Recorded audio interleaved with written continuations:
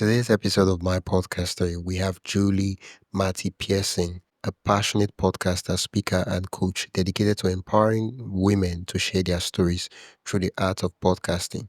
Julie is the host of two impactful shows, The Story of My Pets, which highlights inspiring tales of animal rescue and advocacy, and Podcast Your Story Now, where she focuses on uplifting women's voices and providing practical guidance for aspiring podcasters. With a doctorate in organizational psychology and over 15 years of experience in higher education, Julie's journey into podcasting began as a way to fulfill her dream of coaching and community building after the pandemic. She's here to share her inspiring journey on how she built her shows from the ground up and how she's creating a supportive space for women and non-binary podcasters to connect and grow. Could you give me a 30 seconds pitch of who you are and what your podcast is about? Okay. So, I'm Julie Marty-Pearson. I'm a podcaster, speaker, and coach and advocate, and I have two podcasts. The first is The Story of My Pet, which I started for fun and has become a platform for advocacy and education on animal rescue, fostering, and adoption. My second podcast, Podcast Your Story Now, is relaunching this year, focused on sharing and empowering women's stories in podcasting. And I really enjoy meeting other women podcasters and hearing their stories, but also inspiring more women to be guests and be podcast hosts themselves. Wow. I thought my podcast was niched. Just hearing about your podcast, I'm like, wow, my podcast is very broad. Wow. Wow. Yeah, like I mean it's a good thing. The more niche you are, the easier and better it is for you to help people. Right. Yeah, and it's been a learning process for me too. Last year I started the second, I put 5 episodes out and then I paused it because what I thought it wasn't really what I wanted or needed, and I've realized people need other things. So that's what I love about podcasting. You get to kind of learn and grow and figure out what's right for you and who you want to connect with. Yeah, I mean in the software industry they usually call it product market fit. In the Mm, content industry, I like to call it content market fit. Sometimes you start the stuff, but you don't really exactly know how to deliver the value you want to deliver. And over time, testing and trying, you just find the recipe and you're like, this is it, and you stick with it. yes, so true. Yeah. Could you tell me about the real reason you started your podcasts with an S? So, I think everything changed for me after COVID during the pandemic. That happened for a lot of people, but I was off work. I had to be off work for a surgery a few months before the pandemic started. So, during that time, I was home the whole time. I had no job to go to or to Zoom to, and so it really gave me space but kind of forced me to decide what was the rest of my life going to look like. And as I started my coaching business, at the time I was doing career coaching. And one of my fellow coaches mentioned a class she was taking on podcasting. I thought, oh, that's fun. I'll do that. So, the whole class was about how to launch, how to pick your topic, all the nuts and bolts of starting. And I spent 6 months learning and trying and thinking and never got off the ground. And I realize now is because I wasn't passionate about careers and career coaching. It wasn't Yeah. something that made me want to get out of bed in the morning or get in front of the mic. So at a certain point, I said, you know what? I just need to try it, see if I even like it. So I decided to start The Story of My Pet. I got on Zoom with some friends and we talked about our pets. We talked about our childhood pets and our current pets and just had fun. I didn't edit my first few episodes at all. There are dogs barking, there are interruptions, but I put it out there just to see what would happen. And what happened was people listened and people started reaching out to me to come on to talk about their pets. And pretty Wow. quickly, I realized there are a lot of people in the world like me who could talk about their pets all day long. Wow. So that's really what started me. It wasn't any big, marketing tool or growing my business, even though I thought I had to do it related to my business. And so I started that podcast. And 3 years later, I've taken breaks when I have to, but I've met so many amazing people and I've learned so much myself about animal welfare and rescue. I thought I knew a lot, but I didn't. I got more involved myself and my community. And so now it's really my passion project. It's what I get to get on Zoom and talk to friends, past and present, and, share fun stories, but also help educate people about how they can help animals and why you should adopt and foster and volunteer and all of those things. So the last 3 years in podcasting has been a really big journey for me, but it's changed my life in a lot of really great ways. Wow. Oh, okay. It appears you've just shared the story of my pet's podcast. What about the Mhm. podcast your story which you Podcast. you are relaunching? Yeah. Yes. So in January of 2024, I went to my first in person podcasting conference, PodFest. And it was such an amazing experience to be live and in person with so many people I had been Zooming with for a couple of years, right? I have created this community and friendships through podcasting, but it was all online, it was all virtual. So that PodFest was really a catalyst for me to say, hey, maybe this is the space I really want to be in always. And so it was after that experience at PodFest that I decided to go completely away from the career coaching and things I'd been doing, and other consulting work, and really focus on podcasting and how I can help other people in podcasting. How can I help what I've learned and help other people get started, but not go through as many struggles as maybe I did? So it was after that I decided I also wanted to start a second podcast related to that. If I'm going to coach women about podcasting, I need to have a podcast about women podcasting. So that is where Podcast Your Story Now started and came from. And it really just is about podcast your story. Do it now. Don't keep planning, thinking, waiting. Put it out there and see what happens. See if you like it. See if you enjoy it and see if it resonates with other people. So that's where Podcast Your Story Now was built and grew from. But after I did a couple episodes, I realized a lot of the people I was meeting, especially women business owners, coaches, speakers, less of them were ready to launch a podcast. More of them wanted to learn about podcasting, how to be a guest, how to guest on the right shows for their business, and all these other little things that I realized maybe that's where I should be focusing is meeting women where they are right now, where they are in their life, in their business, and how can I help them tap into the world of podcasting in the right way for them. So that's kind of how I'm refocusing that podcast and relaunching. And I have a whole stack of amazing women podcasters that I have met that I've gotten to interview that I want to share their stories to hopefully inspire someone else to be like, oh, they did it. I can do it. And also to show the wide variety of how people podcast. Oh, That's what I love too, is there are so many possibilities, so many different ways. There's no cookie cutter and there's no podcast police that say you have to do it like this. You get to choose how it looks, how it's edited, whether you do audio, whether you do video, where you put it. And so that's really the focus now of that second podcast, as well as my coaching business. wow. Wow. You started the podcast. You pretty much didn't know what you were doing when you started the story of my pet podcast, and now you want to help your past self when you started the podcast 4, 5, 6 years ago. Right. Yeah. True. Yeah. I'm like, hey, I can help somebody like me do it Yeah. faster or better or easier. Yeah, what excited, sorry, what caught my attention was the fact that you spent 6 months learning about how to podcast, and it could have been something that you could have in 30 minutes just looked at it and got started with it.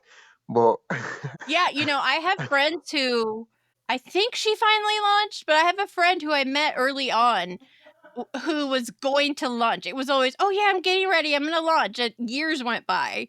And so I don't want other people to struggle like that. I want to help them figure out why it's not moving forward, why they're not doing it, right? There's a reason we don't start, and we just have to get over that hump because once you start, you kind of find where you're supposed to go and find the people you want to help and find your listeners or realize they need something different than what you thought it was, so you get to shift. That's what I love about podcasting.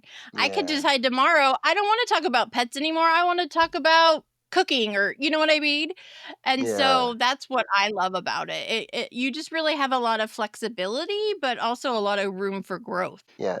For me, the flexibility is powerful, but in a way, it's one of those things that you say it's a blessing, but then you also say it's a cost too. Right. That is the other thing I've realized, and I have it too. Like, I feel like I'm so behind. I don't have a live stream version yet. I don't do that yet. We always feel like we have to do everything. And I think a Yeah. lot of business owners, but especially women, we get in our head. We talk ourselves out of things. Like, no one wants to hear from us. Who's going to listen? Who cares? Right. And so with Yeah. podcasting, you can use the too many options, too many choices to keep yourself from starting. And Yeah. so any way I can help avoid that for people is what I want to do. Yeah, yeah. I mean, unlike if you had to sign a contract with let's say record label or stuff like that, and you have to keep producing for 2 years, it's quite different because then if you don't produce, they will probably sue you to court, and for Right. but with your podcast, it's your stuff, and you're like, I don't really feel like recording today. No, no, no, no, no, no, no, no, no, no, no, no. You answer to Right. yourself, which itself is a good thing, but it's also it's a two-edged sword. You could turn to something else. Yeah, that's so true. And I will admit, I can be my own biggest roadblock when I'm not in the mood to get on, talk to someone, or I'm not in the mood to be on camera, whatever it is. That yeah, it is harder when you're a solopreneur, or, doing it all yourself, because the only person holding you accountable is you. And so, yeah, I think that's what's great about podcasting is we don't have to have other people to do it, but we still have to keep ourselves going. And a lot of what keeps me going is seeing what other people are doing. Like when I listen to Yeah, someone else's podcast and I'm inspired, I'm like, gosh, I got to get on mine and talk about this, right? yeah, yeah. I mean, if you, I don't know, for some reason, I've noticed this thing. A lot of persons, they value, if they were working under someone, right? They had a job and they had a boss, right?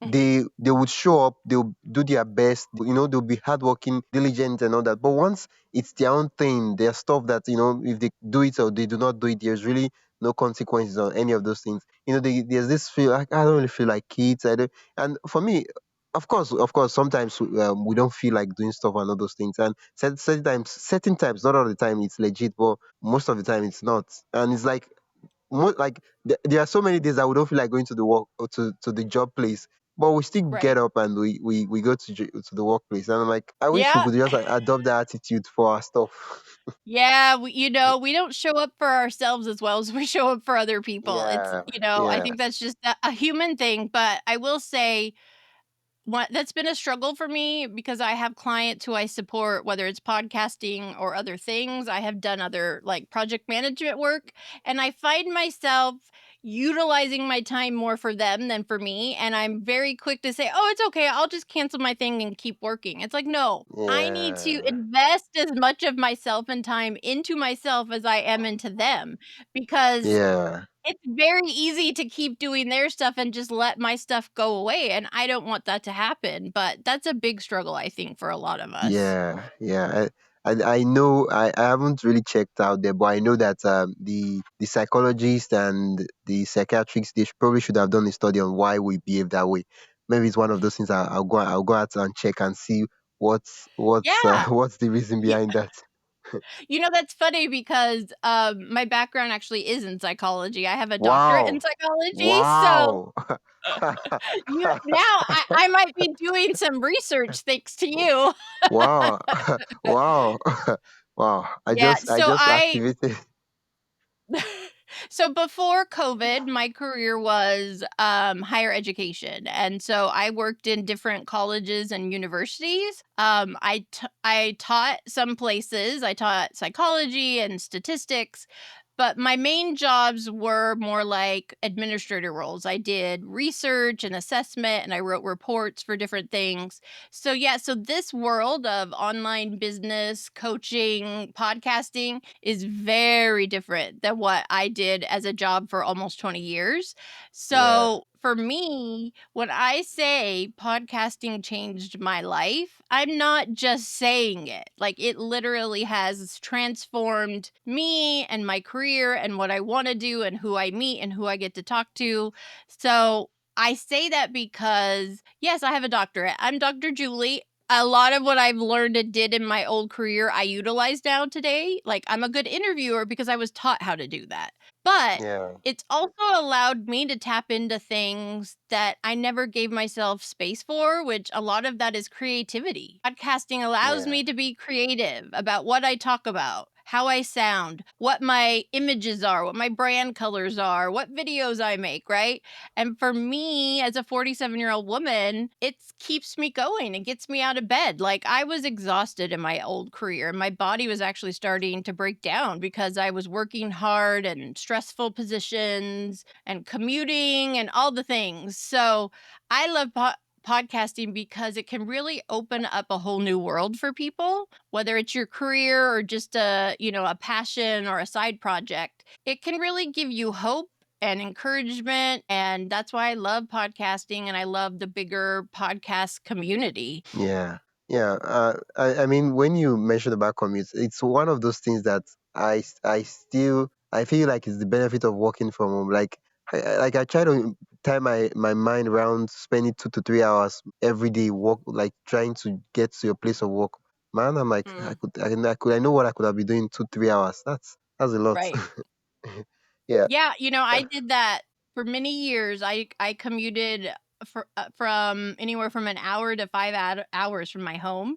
Wow. Some of the universities I worked at, I actually lived on campus during the week and then just came home on the weekends. And Yeah. even though I enjoyed it and I was good at it and all of that, it was exhausting. I was living out of a suitcase. I only saw my husband on the weekends. Wow. It was like, Wow. I don't want to do this forever.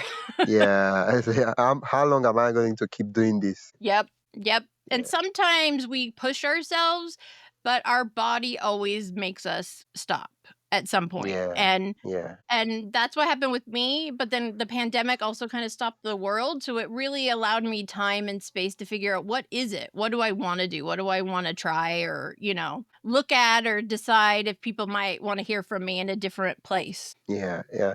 It's so good you mentioned that, because one of the things I've noticed is that for some reason we have our own pattern of what we already know the people we deal with. Like podcast was introduced to you by a friend, and Right. let's say that friend never mentioned podcasting. Like, probably it might not have even come up in a conversation. You might not have even heard the term podcasting. It could have been something that you would have still been going through your normal routine, your normal lifestyle and stuff like that. Yep. And also, I found a lot of people, I meet, and people will say stuff like, "Oh, I've always wanted to write a book," or I've thought about starting a podcast." We all have these little ideas or dreams, but we don't always have someone to help push us to actually try it or start it. And Yeah. I will be the first to say podcasting is not easy. It is not a quick thing if you want to see any kind of, monetization or growth. It is a Yeah, marathon, not a sprint, but yeah, every person I have met through podcasting has changed their life in some way, yeah, and, that's a pretty powerful tool. Like, I would have never met you if I hadn't matched with you on Podmatch, right? yeah, yeah. And we probably will not be having this conversation right now. Right. And I have Yeah, so many people that I can say that about. I was actually earlier today, I did an interview with a couple who I interviewed 2 years ago for my pet podcast. I did not know them. They reached out to me and asked to be on, and we had fun and we followed each other since then. So it hasn't felt like we haven't talked in 2 years, right? Social media makes us feel like we're friends with everyone. But yeah. to talk to them again and really be like, this is amazing. Look how far you've come. Their company is being featured on Shark Tank. Like, Wow. that is huge. Right. And so that was this thing of like, wow, I got to be a little tiny part of their journey.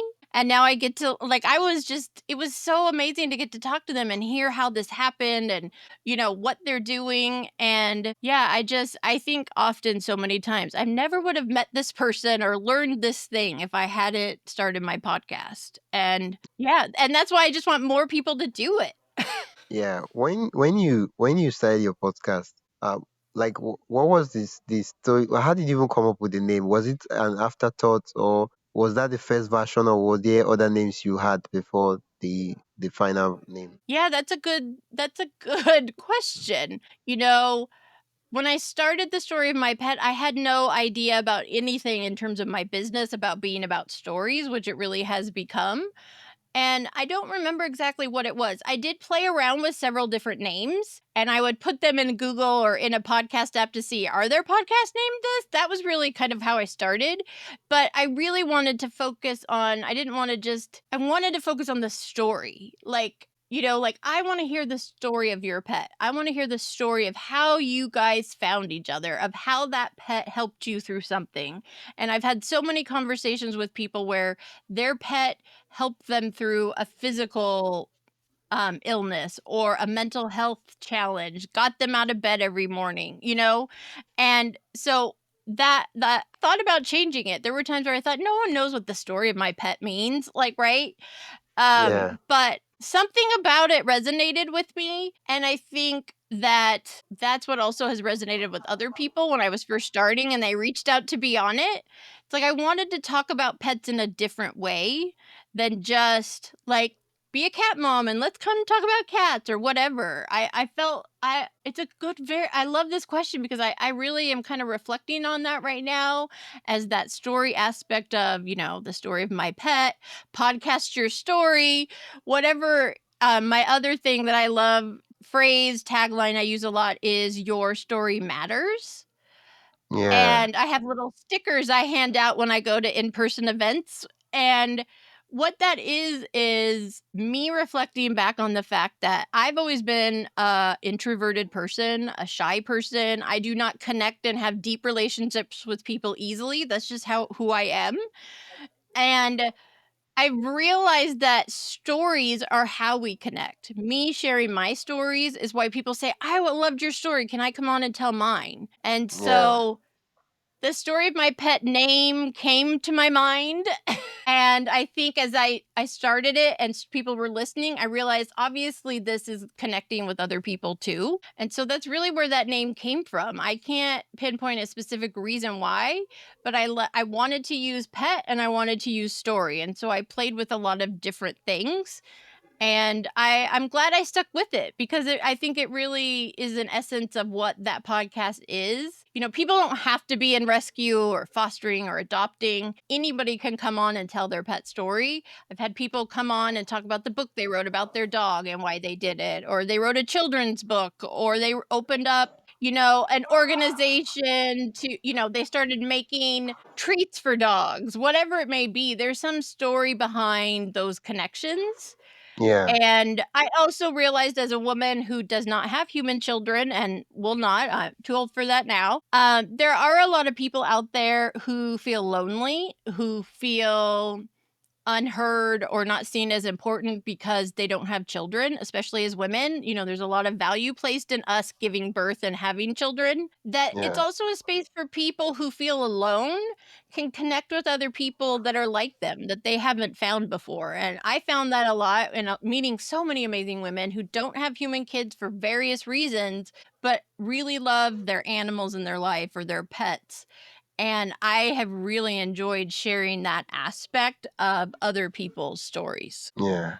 Oh, it's there's this feeling that comes up when you start working on something you really, really, really, really love, and then not just something you love, but something that you love, but gets to that the world actually needs, right? So even though it's Yes. something you love, which you do anyway, it's something that you're also making a difference and a change in the world, and it's like killing two. Okay. I know what you mean. It's okay to say it.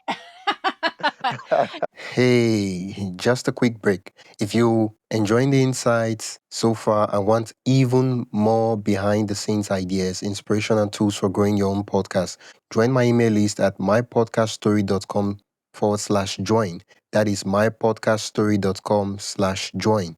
You get access to helpful resources, exclusive updates, and the kind of stuff I only share with my email subscribers. Whether you're starting out or already podcasting, there's something valuable waiting for you. Head over to mypodcaststory.com/join and subscribe. Now, back to the episode. No, it's okay to say killing two birds with one stone, Okay. but what I and I this is You important can't though make this stuff because up.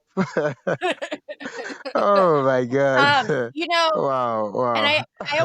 I always tell people I when I introduce myself, I say the story of my pet, advocating and educating for animal rescue. That was not something I said when I first started. That was not my goal. That was not my focus. I did not think, let's start a podcast about pets and help advocate. I just did it for fun. And through the Yeah. first few months, I started having people reach out and say, I love your podcast. I work in a shelter. I love your podcast. I have a nonprofit that helps cats.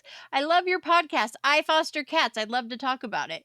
It was actually the response from my listeners and people who wanted to guest that really, one, helped me realize that I've always considered myself an animal advocate. I've loved animals since I was a little girl.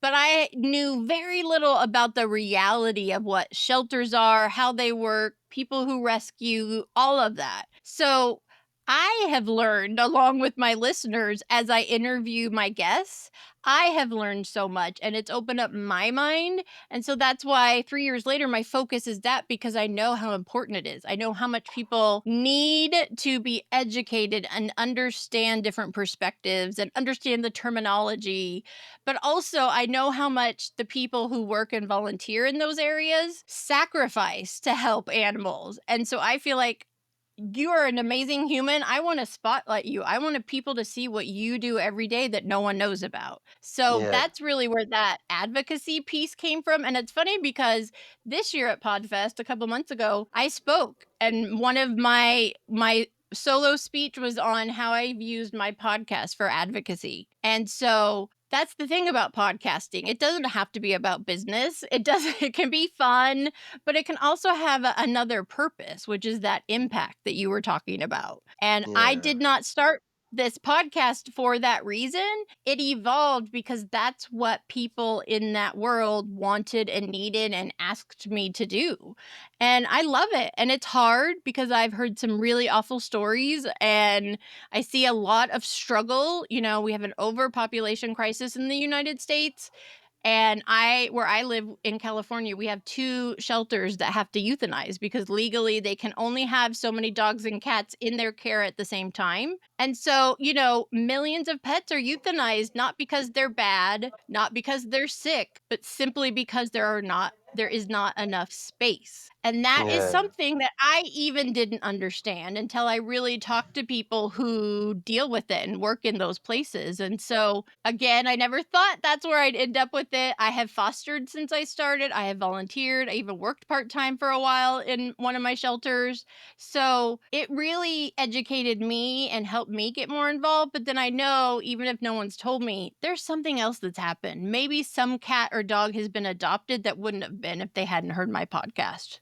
Yeah. And that's what keeps me going and making me get back on the mic and on Zoom and, keep putting out info because I know even if I don't see it, there's a ripple effect. Yeah. What would you say is your most in the list of most embarrassing moments in your podcasting journey? What would you say is the number one? Oh, that's a good one.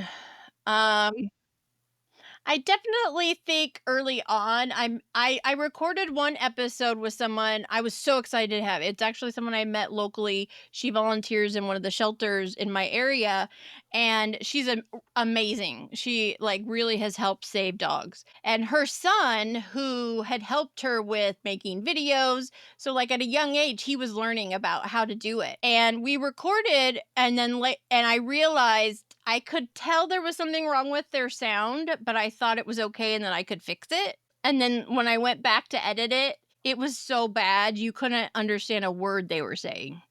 My And God. that was heartbreaking because I was so excited to share their Wow. story and get to have them on. And then I tried so many times to fix it and do stuff to the audio and it just wouldn't fix. And we tried and we couldn't, with a busy mom and a busy, teenage boy, it was hard for us to find this time to even record. And I just felt so disappointed and I felt so bad for them.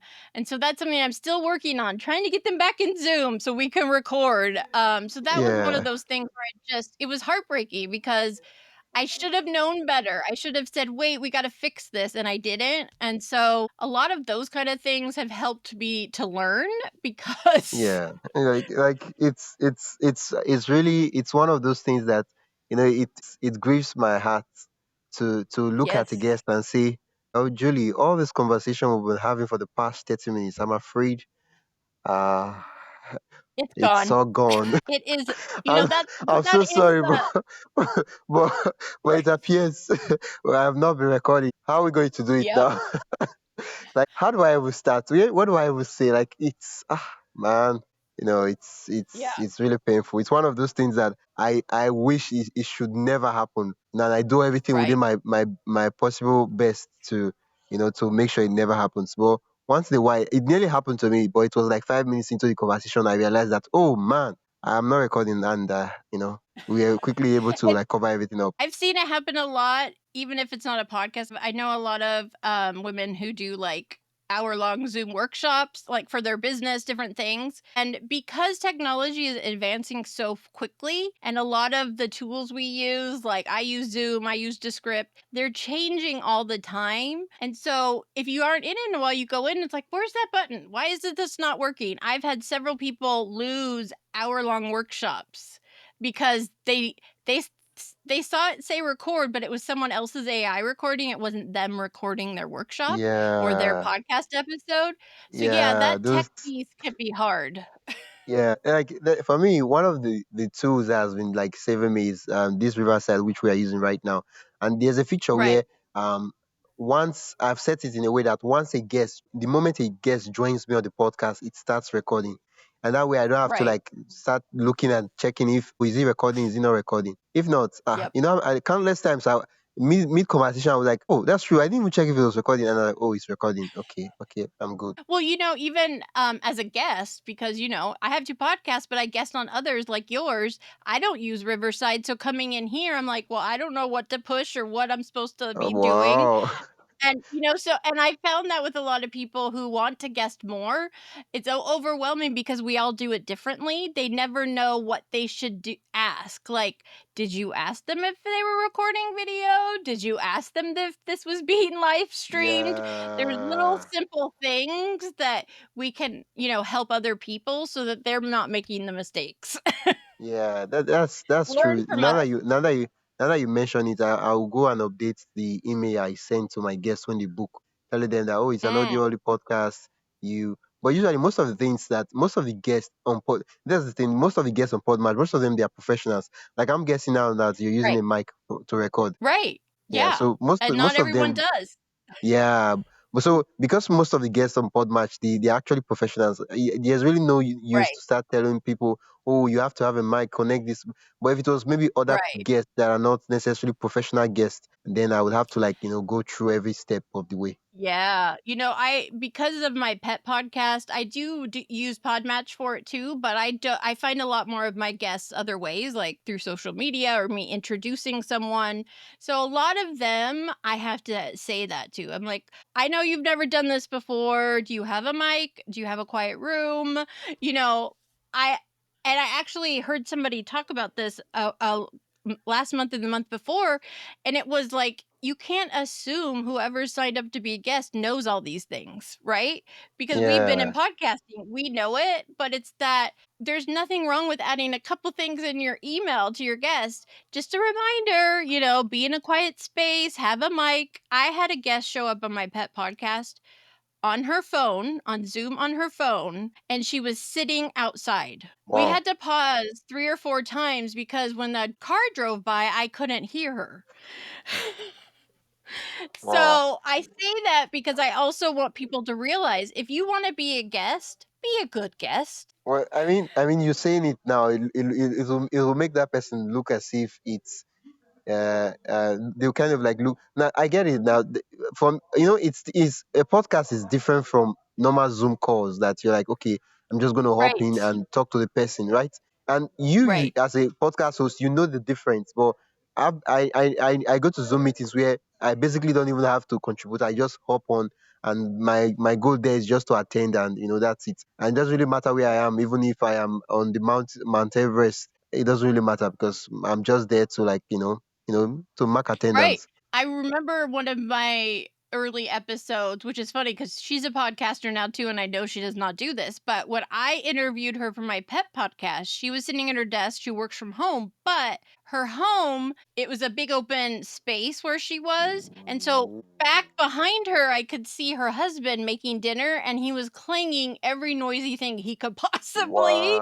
And I Wow. just thought, why would you think that's okay? If you can hear that noise, I can hear it. So That's that's there that's are experience like that have taught me I need to be a good host and say XYZ, please be prepared. yeah, that's And I that's will true. say I think, I've had to cancel on people, I've had to cancel on you, and I hate doing that.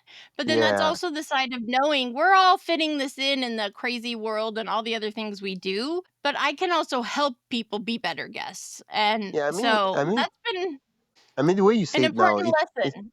it's not just a matter of podcasting. I think it's basic online conferencing call etiquette, right? There are certain things Yes. that you're supposed to do when you're showing up for a call. Like, number one, your video background or wherever you're using it should not be messy. You understand? You don't Right. you don't want to have dirty clothes and stuff like that behind you. Like, it's not really a good Yep. eyesight, something like that, right? And then you don't want someone moving up and down behind you, right? Right. I Yeah. had one where her husband walked by behind her without a shirt on, and I was like, "Oh, Oh, man, oh man. hi." Wow. These Yeah. are some basic stuff that like you tell people that, oh, I'm going to have a call. Can you people just give me 30 minutes, 1 hour? Don't come Right. close and stuff like these are basic etiquette. This is just like one of those things. Like, I'm trying to say, like, if you were going to, if it was an interview, right, and someone was Right. interviewing you via an online call, Right. that would just But show unseriousness. yeah, that actually just gave me an idea. I do a free class on how to be an awesome podcast guest, but maybe I need to do one on podcast etiquette 101. Yeah, yeah, yeah, yeah. Honestly, like, Yep. there are so many things I've noticed as a podcast host. Right? I've not started guesting, but so many things I've noticed as a podcast host that I'm like, seriously, seriously, seriously, and I'm like, no, no, no, you Right. shouldn't be doing that. But Or I'm or like, coming yeah. not prepared. I had somebody I was scheduled to meet with, and they never filled out my guest form, and I'm like, "Hi. Oh, I thought I did that." I'm like, "I need to prepare, and you're not giving me your information." Oh, the guest phone. Yeah. Yeah, yeah. I thought of that problem, and I was like, I'm going to make it a way. Let's be honest. Like, most podcast guests are busy. Like, I try to put myself in Yeah. their shoes, and I was like, how do I put it in such a way that it's visually impossible for them to miss it? And I connected the form and the calendar together. So for you to book a calendar, you have to fill the form, and Yep. yeah. And that So is a great way to do it is whatever form you use, say, "Great, fill out this form," and then once you submit it, you'll get the link. So, yeah, yeah, that's yeah, been and I everything. think a lot of Yeah, those that's what things you did were now. That's what you did when you filled mine now, right? Yes. Yeah, Yeah. I would say a lot of people on Podmatch do it that way, but again, everybody does it differently. Like, some people use Google Forms, some people do other things. So, yeah, how can we make it easier so those things don't fall through the crack?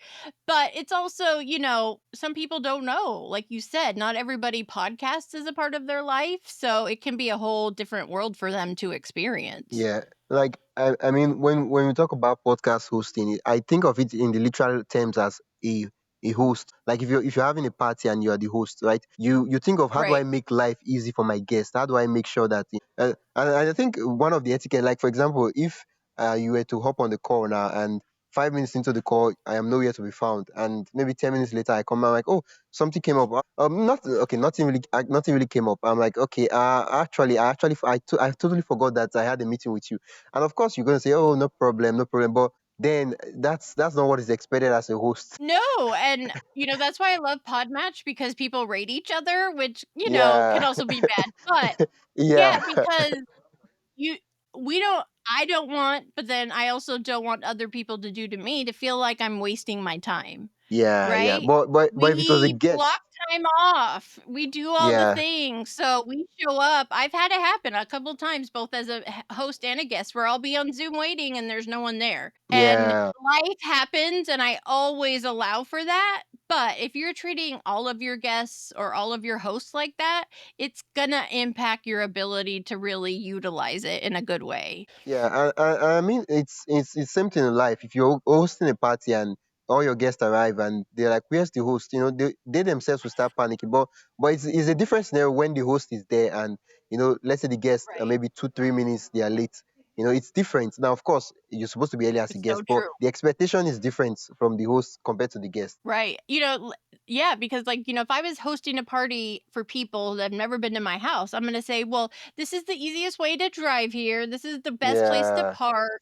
You yeah. You know, send them the don't come map. through the front door. We'll be in the backyard, whatever it may be. Like, yeah, we need to we wouldn't do that to our friends and family. Well, maybe Yeah, some yeah. Like, people would, but yeah, yeah. Like, but maybe you're not planning to have a recurring event. Maybe if it's a birthday party, you don't expect the same persons that came last year to come for the next birthday party.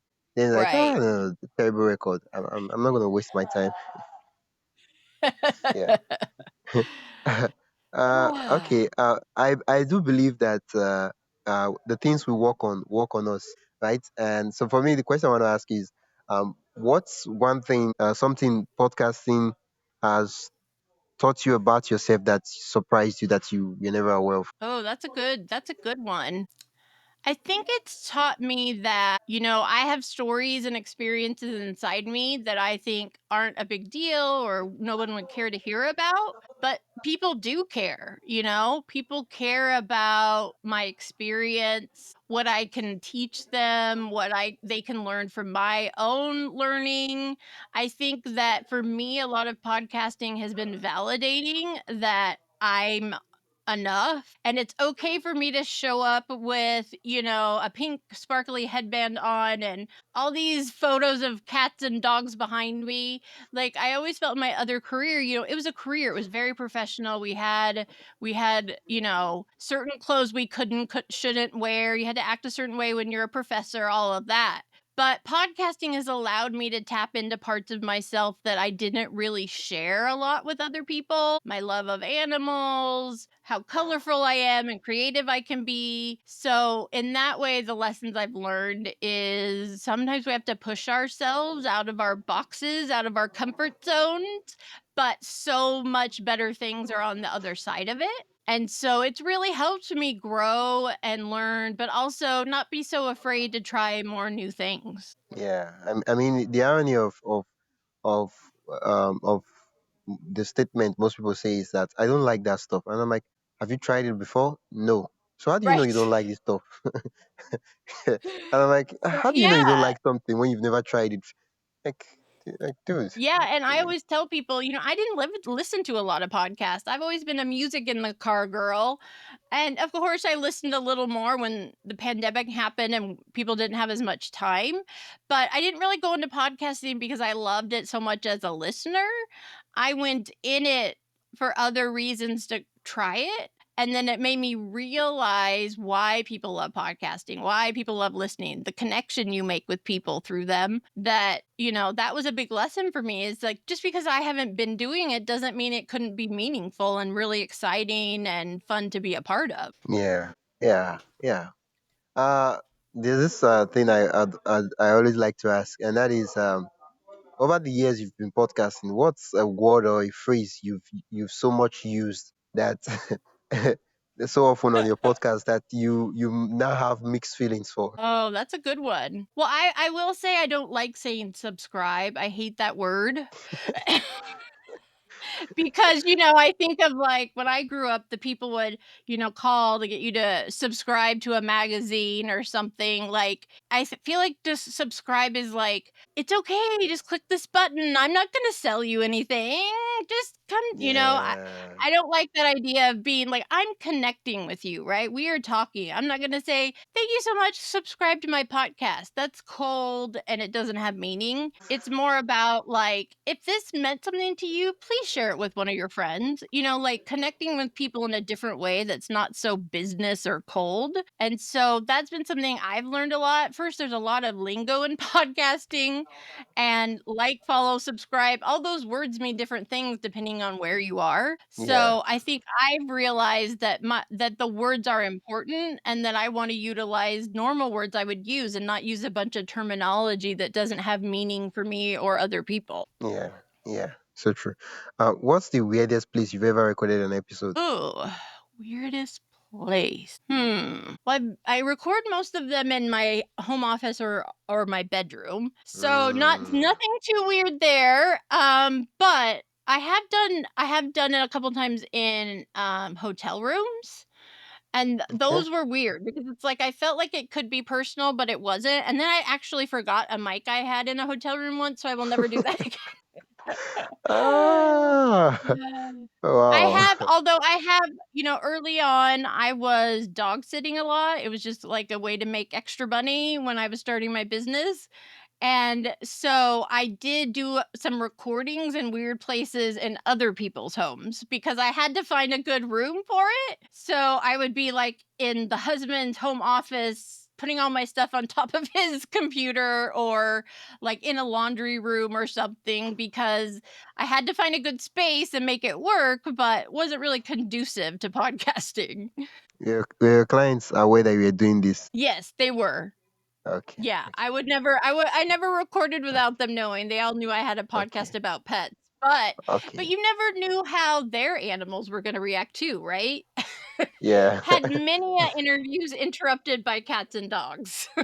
It's good thing you brought that up. There was an interview I did with a guest, and I was like, I kept hearing the sound. I was like, I wasn't sure. Was it a baby crying or was it a cat? It's I do audio only, so I was like, after some What time, is it became clear. I was like, this is a cat, not a baby. that? Yeah, For some reason, the cat wanted to just say something. It had an opinion. Like I felt like the cat wanted to speak to me too, like wanted to talk and tell me that yeah, this is an interesting convo. cat I should I talk to. as someone with 3 cats, my cats always show up in the worst possible time. One time, Yeah. I was actually speaking. I was at, like, a online networking event, and I was the speaker, and in the middle of my speech, where everyone was looking at me, one of my cats jumped up right in front of me and Yeah. blocked my face. Yeah. Okay. So most of the times they jump right on top of your head. Yeah, whatever they can do to get your attention, they're cats. Yeah. Yeah. Yeah. Yeah. I mean, dogs are just built different. I have had some dogs bark. I have had some ones that are irritated. I'm there, but I'm not paying attention to them. So yeah, that all taught me to be Yeah. very careful. Yeah. Yeah. Dogs they need attention, but cats Yes, somehow when you pay them attention, they start making what would I call it now? They become kind of proud, and then the moment you stop yes, paying them attention, they start seeking for the attention, and you're like, I was paying it, yes. I was literally giving you all the attention, and it's as if you're doing as if you didn't need it. Now that I've stopped, you're looking for it. Yeah, Okay. it's Wow. so funny. They always seem to know the wrong times too, you know? I've had many a cattail pop on up in interviews. Luckily, the pet podcast people like that. They think it's funny, Yeah. but it's Yeah. not so funny when you're doing more serious interviews. Yeah. Like I mean, it's understandable. Are you going to tell your cat that behave yourself? Like a cat is not like Yeah, excuse except the me, cat sir. understands. Sometimes there are instances where the cat take the camera. Wait, I can't see anybody, Yeah, what's and going they on in look at here? me on here. Why? Oh, yes. Yeah, yeah. Wow. Okay. Quickly, I'd love for us to just touch a very very sensitive topic that it's only sensitive, but for most people, they don't really like talking about it, and that's the download numbers and the money Mhm. aspect. Yeah. So the question I'm going to ask, a lot of people have this picture that has been painted by the mainstream media, which is absolutely wrong of what a podcaster should be getting as downloads. be considered a professional podcaster, and you've been podcasting for over 4 to 5 years now, right? Yes. What's your download like right now, if you don't mind sharing? It's low. I will be perfectly honest. I've had my pet podcast fully for over 3 years, and I think I'm still under 7,000 downloads total for all 50 Wow, episodes. wow. Yeah. But Then you are among the elites, the top 0.0%. Wow. well, no, I actually people think I have more than that. I have many Oh. friends who started when I did and have surpassed 10,000 downloads No, total no, for no, their no, no. podcast. You're crushing it. Yeah. Right, and that's the thing, it's all relative to what the numbers Yeah. are you're looking at, Wow. and that's Wow. something I've had to force myself to stop. I would check it all the time. I'm a data person, so that has meaning. Yeah. Um, Ah. but I will tell you this, that I have, 50 episodes, less than 8,000 total downloads, and my pet podcast is a top 5% podcast. So it Which is not which about the which downloads which always. podcast is that? The pet podcast. If you go to listen notes, it'll show you that it is a top 5% podcast. It may not be Yeah. after my break, but I think what I realized is it's all relative because, yeah, and it's not even just the mainstream media. Sometimes coaches and people with podcast companies will act like, oh, no, you need this. And oh, it's like, I knew I was never going to get with my little pet podcast up to 10,000 downloads an episode, let alone total. You know what I mean? And those Yeah. are the kind of levels you have to have even to try to get sponsors in the industry. But that's such a Yeah. small part of podcasting. Most people I know, no matter what their downloads are, it's so much more about the connection and the Yeah. listeners that are there and keep listening and keep sharing. But yeah, I admit I have gotten hung up on the numbers a lot. I have used that as reasons to stop or not come back, or oh, it's been 6 months since my last new episode. No one cares, right? But Yeah. it's not about those downloads, and I wish we would stop talking about it because it also changes what downloads mean. It means something different for Apple than Spotify, and you have to listen to so many minutes of it versus all of it. There's so much Yeah. data that it can be overwhelming, and I get hung up on it, other people get hung up on it, but I think what it really comes down to is your authenticity and whatever you're Yeah. talking about. If you just keep doing that, you're going to connect with the right people and you'll grow in other ways. There may be some, like me getting to speak at Podfest twice this year was huge. Like that means so Yeah. much more than my downloads, but I've had Yeah.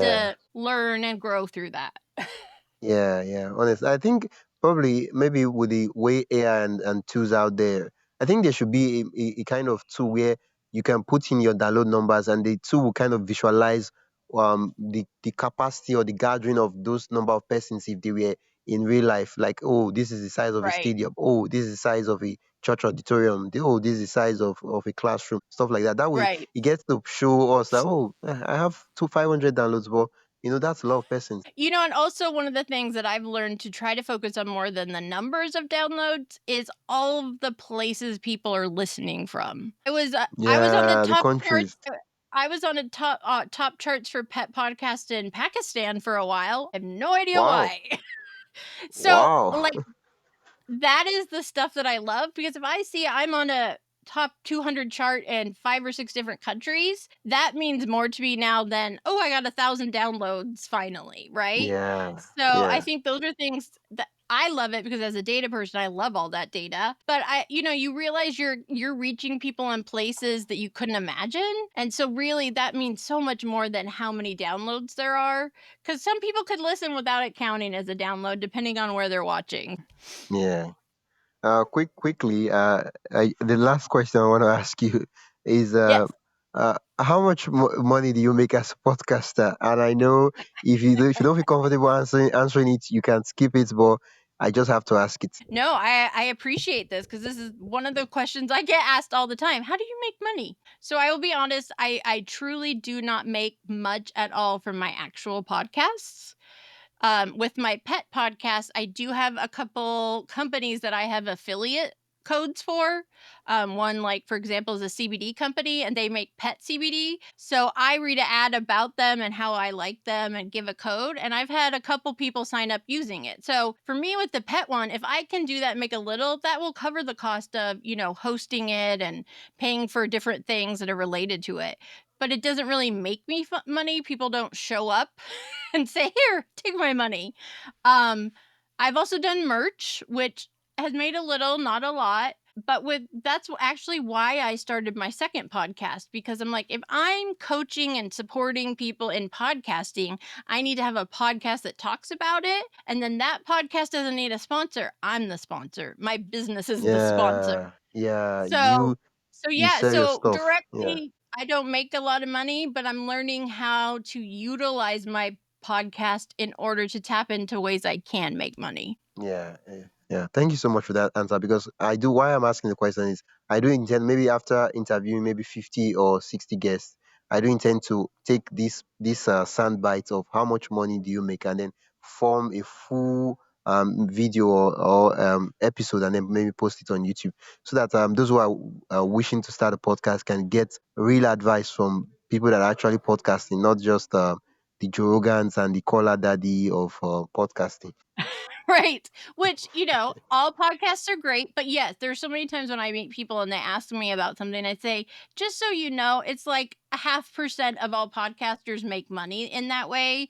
And the ones you hear about likely are being paid by Spotify or iHeart or whoever to have their podcast only on their platform.